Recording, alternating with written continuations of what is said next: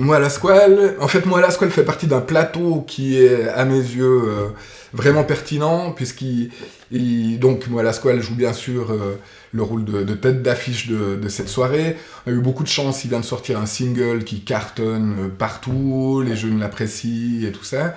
Et ce single était inattendu, donc c'est tout bénef pour nous et pour lui, parce qu'il a vraiment sa carrière qui a commencé très fort l'année passée, mais qui finalement continue cette ascension.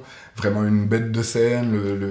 Le public hip-hop va se retrouver non seulement grâce à lui, mais aussi avec Lord Esperanza, qui à mes yeux a sorti des très très bons disques hip-hop de l'année dernière, et qui ça dans un autre registre, aussi un personnage hyper bon sur scène, une musique assez festive. Ouais, c'est un hip-hop, moi, que je trouve hyper positif, et on a un public maintenant à Bulle qui s'attend vraiment à une programmation de belle qualité du côté de ce style musical, donc je suis très content de cette affiche rap de cette année. Flavien Berger avec Muddy Monk. Flavien Berger est très connu en France, c'est un artiste prolifique qui a aussi vraiment créé un univers propre à lui. Il est seul aux machines. Oui, c'était évident pour moi de le programmer parce que c'est l'artiste français qui est un petit peu partout, et puis qui se démarque un peu du reste par son style si particulier, assez onirique, et c'est aussi une gueule en fait, et c'est vrai que c'est le genre d'artiste que j'aime bien. Muddy Monk, qui joue en première partie, et notamment qui est fribourgeois et qui connaît une belle carrière sur la France, qui est quand même à noter. Comme B77 qui jouera le samedi à l'Hôtel de Ville, sont des artistes finalement qui sont originaires du canton de Fribourg, mais qui n'ont pas poursuivi une sorte de cursus ou une carrière comme on a l'habitude d'en voir, c'est-à-dire beaucoup jouer dans la région, puis essayer de s'exporter.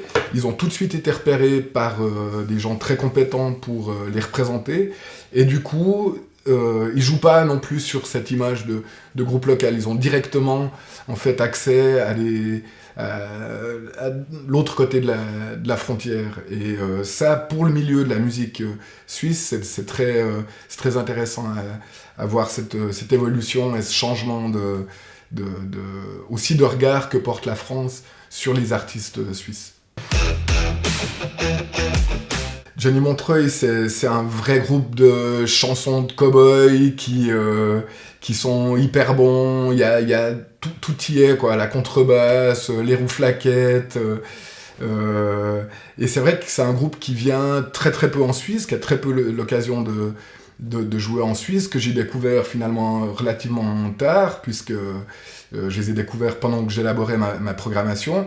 Et depuis, il y a plusieurs personnes qui m'ont dit « Ah, c'est superbe, on adore Johnny Montreuil, mais il vient jamais ici. » Alors, j'explique pas tellement ce phénomène-là, mais c'est vrai qu'en une écoute, j'ai contacté l'agent, j'ai dit « Ah, ça serait super. » Et puis, c'est un très joli nom pour offrir ce concert finalement en gratuit. Jules Dem, aussi un personnage qui joue entre la chanson, et puis là on part plutôt dans le reggae, voire world. C'est quelqu'un que j'ai découvert aussi sur le tard, qui fait des chansons très solaires, vraiment inspirées du Sud. Il attache beaucoup d'importance aussi, comme le style un petit peu le veut, au message qu'il veut véhiculer, de respect, d'attention sur la planète. Et puis c'est vrai que c'est un artiste qui sait très très bien aussi s'entourer. Son groupe qui l'entoure sur scène est vraiment hyper bon. Ils jouent tous avec beaucoup de formation.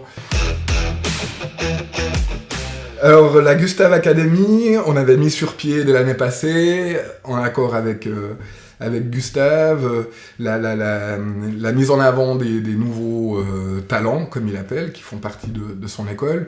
Je crois que l'impact de l'année dernière, de leur venue, était très positif. Les gens, ils savaient pas trop ce qu'ils venaient découvrir. Tout d'un coup, il y a un groupe de hip-hop, un autre de chansons, l'autre plutôt rock, un qui chante en suisse-allemand, l'autre qui chante en français. Je crois que ça a eu son impact. Et c'était logique de les réaccueillir cette année pour ouvrir tous les jours notre place du marché.